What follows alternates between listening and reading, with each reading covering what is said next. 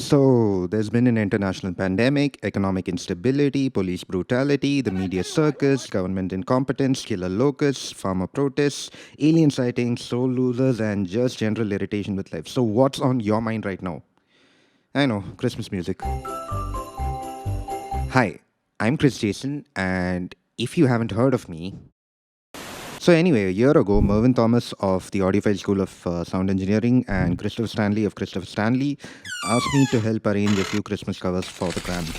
And the covers had to be a minute long and have a modern funk sound to them.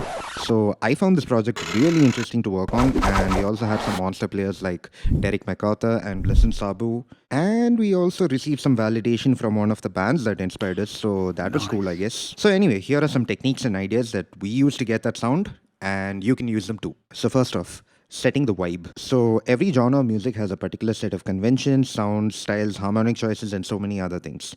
And there are certain bands which are most known for making that particular genre popular, like Wolfpack and Scary Pockets did with modern funk.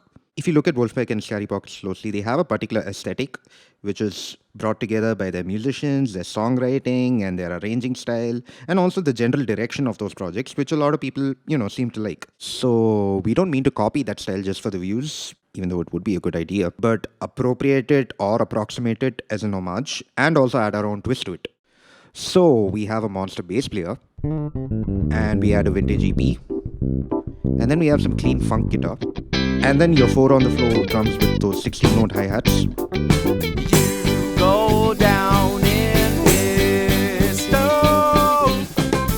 And top it all off with an enthusiastic singer with a really good high range. It's not a definitive list, but it sure gets us to that territory. Of course, there's also important things like the kind of chords they use, the general emotion of the songs, which instrument is most dominant in the arrangement, and the kind of musical ideas that are used, as well as the musical ideas that are not used. For example, modern funk seems to have way tighter and shorter arrangements than the funk jams of older bands and artists. And if you're a guitarist auditioning for a funk band, playing power chords similar to Green Day is the easiest way for them to hire you, so they can fire you 2 minutes after they pretended to hire you. So that covers our choices. But what about the actual musical techniques? Let's talk about speeding up swing rhythms. Now, this is a swing rhythm. Notice how the second 8th note is shorter than the first. Actually, exactly by half. So this forms the basis of a lot of jazz and blues music. And it's also the rhythm behind a lot of Christmas music, as we know. But the biggest problem with this rhythm is that it immediately gives us a very old-timey, a very nostalgic feel that's great, but not what we're looking for. Also, from what I know, Wolfpack and Scary Pockets do not have swing rhythm in their music. I could be wrong, but I'm not gonna listen to the entire discography just to verify this. You go do that. So what do we do? Well, I thought about it and I realized that when you increase the tempo of a swung rhythm, you actually decrease the amount of time between the beats. And as you decrease the time, it becomes physically more and more impossible to play or hear the length of the 8 notes. So you end up not being able to tell if the first 8 note is longer than the second 8 note or if they're both equal in length. And it actually becomes harder and harder to determine if the notes are even swung or not. It almost starts feeling like a 16 note straight rhythm, weirdly. I actually got the inspiration for this idea from the concept of double time swing. You might have heard this term from here.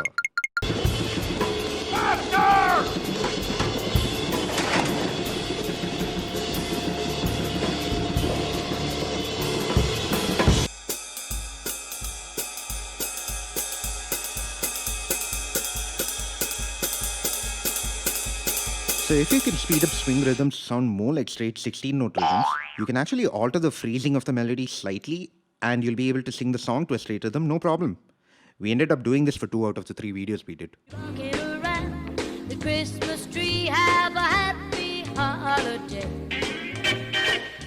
Rocking around the Christmas tree at the Christmas party hop. Here's another technique we used called unison lines. Okay, I'm not gonna lie, this is a very college band idea in my opinion. And if anyone from a college band is listening, this is actually an easy way to impress the crowd and maybe even the judges. I don't always go 100% for it, but it does seem to catch and excite the listener, and that's something you definitely would want to do in a 1 minute arrangement for the gram. But then again, there has to be a logic to how you compose and execute one. And the logic I personally use is chord tones. To those of you who know me personally, you might know that I really love chords. And I really love chords that flow naturally into each other. So why does this unison line work? Well, the notes of the unison line imply chords that flow naturally into the starting chord of the song. For example, in this one, the first phrase implies an E minor chord with the 1, the 2 or 9, and the 3. The second phrase implies an E major chord with the 1, the 2 or 9, and the 3. And an E minor or a 2 chord flows naturally into an A major or the 5 chord, which also flows naturally into a D major or the 1 chord. And these major 2-5-1 chord progressions are everywhere in a lot of popular music, and they also sound quite nice. Nice. That was a mild example. Let's try going to a spicier example. Join in any reindeer games, then. So this one also uses chord tones, but you kind of have to dig into it to see why. This could be considered as a C chord going to an F chord, but the spice is in the passing chords in between. The line begins with a C triad, that then goes to a B triad, that then goes to an incomplete B flat triad, which could even be considered the flat 7 and 9 of a C7 chord, that then leads to an F chord in the next line. So this C7 to F movement is an example of a secondary dominant, which I intend to cover in a future video, so let me know if you would like to see it in the comments below. Now, that B triad is completely out of the key of C, and it can be argued that B flat isn't in the key of C either. But this works because no matter how weird your passing chords get, it'll still work as long as you figure out a way to contextualize and resolve them back to the key of the song. So you can think of this as a downward chromatic movement that sounds interesting and, dare I say, jazzy. Jazz. Or you can even think of this as a C7 going to F, with the B triad providing some insane tensions like the 7 over the flat 7, the sharp 9 over the 3, and the sharp 11 over the 5. And then the B flat and D toward the end actually sound like a resolution to the chord. If this didn't make too much sense, don't worry. Just get the overlying idea that no matter how ugly or tense a chord sounds, you can always resolve it to a nicer sounding chord. And always remember, if it sounds good, it's valid. Who cares about music theory? And while we're on the topic of chords, let's talk about 2-5-1s. So the 2-5-1 is one of the most common and versatile chord progressions out there. They're used to insane levels in jazz music through the power of substitutions and extensions. And I play them all the time to sound cooler than I actually am. So here's an example of a 2-5-1 progression. And here's another. And I don't know about you, but I think they're wildly different. I'm not going to show you examples from the Christmas arrangements. I'm sure you can find them and hear them yourself. I'm just going to explain why these work and what you can do with them yourself. So the 2-5-1 is one of the most basic examples of functional harmony, which is what you would call harmony that has a sense of direction. Or, if I play this chord, it's kind of expected to lead to this other chord. So in my opinion, the 2-5-1 is one of the strongest examples of this concept because you play a subdominant chord, which leads to a dominant chord, which leads to a tonic chord. And it just feels right, you know? Also, the chords keep descending in fifths. So the 2 descends by 5 scale degrees or notes to the 5 chord, and the 5 descends by 5 scale degrees or notes to the 1 chord.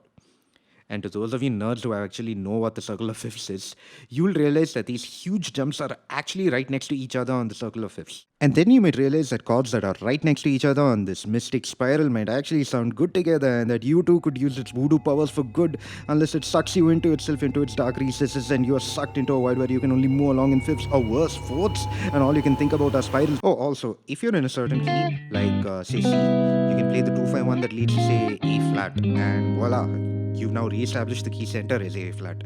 You can do this for nearly any key. Jazz standards are full of this kind of stuff, so look those up and you'll find like so many interesting jumps and key modulations, all done via 2-5-1s. And if you thought 2-5-1 sounded cool, wait till you hear about syncopations.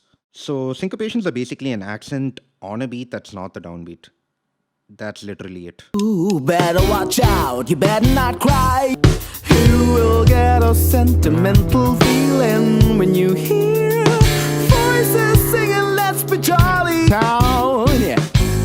He rode off with your nose so bright, and one foggy Christmas Eve Santa came to say, I don't need to explain any further as to why syncopations are cool. They just are, okay? Just take my word for it already. Let's talk about something that I can actually talk about, like reharmonizing. So here's a small example I'd like to show you. you will get a sentimental feeling when you hear voices singing Let's Be Jolly. Deck the halls with boughs of folly. Now, to many of you, these chords will sound perfectly fine. And you're not wrong. These are what you'd expect the chords of this particular section to be, and they complement Christopher Stanley singing adequately. But now, You will get a sentimental feeling when you hear voices singing, let's be jolly, deck the halls with boughs of holly. you might wonder, what is this spice? What is this zing? What is this mind-blasting thing they're doing that's tingling my eardrums from the inside out? That, my friends, is the power of reharmonization. So here's how it works in this case. The approach I've used is a simple bass note substitution. You can change the bass note to make the chord above it to mean something different. So the G chord over here just needs an E bass note, and the chord is now an E minor 7. It's literally that simple. The substitution of a major chord with its relative minor is a fairly common practice. Why this works is because the other notes of the chord are basically the same, it's just the bass note that's changing. But you can actually try replacing the bass note with other notes, like literally any note, and here's where things get interesting. You can actually replace the bass note of a minor chord with its sixth, and you will get a minor 7 flat 5 chord. I know, it's crazy. And combine this with some cool syncopation, we get... You will get a sentimental feeling when you hear voices singing, let's be jolly, deck the halls with boughs of holly. And this is objectively spicier, and dare I say, sounds like jazz. So there are many techniques and approaches to reharmonization, but one of the simplest ones to execute would be this technique that I've used, where you just literally change the bass note alone of the chord and see what happens. Sometimes it works, sometimes it sucks. But you just need to remember what works so you can use it to get those sweet chicks with your hot licks. Why is that in the script? So for you music theory nerds, all three of you, those are the high concept, high tech, really advanced ideas that I've gone with. For the rest of you who are still confused by everything I've just said, here's maybe a simpler idea which might hit a little closer to home. I'd like to talk a little bit about quoting things. Quoting is not just a musical term, it is what you think it is. Referencing something that's already done by someone else in your own work. For example,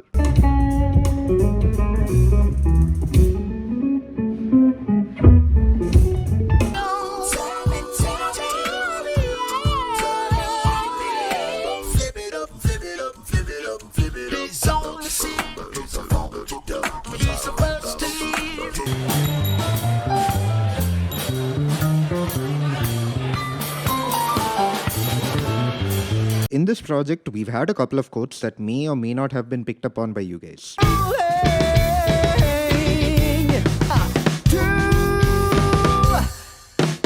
Using quotes and references to things can really open up your mind to making up new ideas for arrangements. And it doesn't even have to be a piece of music that you're quoting. For example, Vox made this video on how Christmas songs sound Christmassy because they contain a D minor 7 flat 5 chord. And here's the special chord. Underneath the Christmas tree, I just want you for my own. So the effect is going from a dominant chord and then kind of melting into this delicious, spicy, warm little diminished chord. Not any minor 7 flat 5 chord, but specifically the D minor 7 flat 5 chord of all the other chords that exist. Here, let me play it for you. Feeling Christmassy yet? No? Well, what if I played it harder? Still no? Well, it's almost like chords are just blocks of sound that don't mean much unless there's a melody they're accompanying. So yeah, obviously this article was trashed by the jazz community all over the world, all 11 of them. So anyway, I quoted the article and played a D minor 7 flat 5 chord in my arrangement. You will get a sentimental feeling when you hear.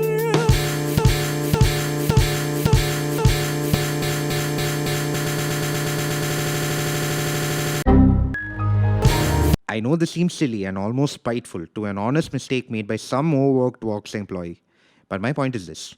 You can take inspiration from anywhere and work it into your arrangement. I remember this article when I had to work on our arrangement, and it actually influenced my decision to substitute minor chords with minor 7 flat 5 chords, and basically write an entire section based around minor 7 flat 5 chords. And more importantly, if it sounds good, it's valid. Who cares about music theory? And now, if you ever hear a D minor 7 flat 5 chord, even out of the context of a Christmas song, you might remember what I said. And you might, have a small laugh over it or whatever. And to me, this is the point of music. The point of music is to trigger memories, feelings, ideas, and maybe even little jokes and memes like this one to whoever's listening to your music. Anyway, that's all for today. Have a nice day. Thank you. I know this is probably extremely late for a Christmas themed video, and it may not be useful if you wanted to use these in a Christmas arrangement, so you wait next year. But you can definitely use these ideas in your music for the other 11 months, obviously except for the D minus and flat 5. I'm trying something new here with this format of long form lesson content based on songs and arrangements I've worked on. So let me know your honest feedback in the comments, or you can even contact me via my social media. Links will be in the description. And if you have any questions regarding what you've just watched, do post them in the comments. I will reply to every comment as clearly as possible. Thank you all for watching. Stay safe.